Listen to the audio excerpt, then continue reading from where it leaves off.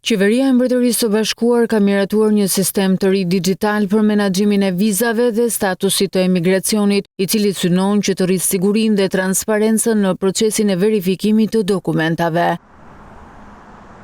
Avokatja Brisilda Vata shprehet se sipas këtij sistemi të ri, ekzistojnë dy kategori vizash digjitale të ndryshme për shtetasit shqiptar dhe ato të vendeve të Bashkimit Evropian. Janë dy kategori vizash digjitale, është ETA dhe e-visa. ETA përdoret për shtetasit evropian, ndërsa e-visa përdoret për shtetasit shqiptar.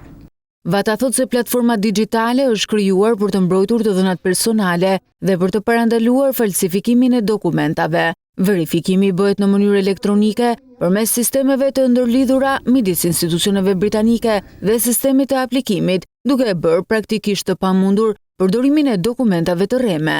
Kjo është bërë për shkak të mos tjetërsimit të dhënave, mos vjedhjen e të dhënave të personit, gjithashtu dhe në moment kur të dhënat humbasin ose pasaportat humbasin. Asnjë person që rrezikon të udhëtojë drejt Mbretërisë Bashkuar me dokumentacion falso nuk do lejohet të udhëtojë. Për shkak sistemit digjital, tani në moment që personat në fjalë aprovojnë, është një format i përgjithshëm, është aplikimi i vizave, standard që futen kategori të ndryshme, në moment që aplikojnë dhe aprovohen nga shteti anglez, automatikisht do procedohen vizat digjitale. Përpos kësaj gjëje, në moment që ata pretendojnë të fluturojnë drejt Mbretërisë Bashkuar, do verifikohen elektronikisht edhe nga sistemi ynë, po ashtu edhe sistemi britanik.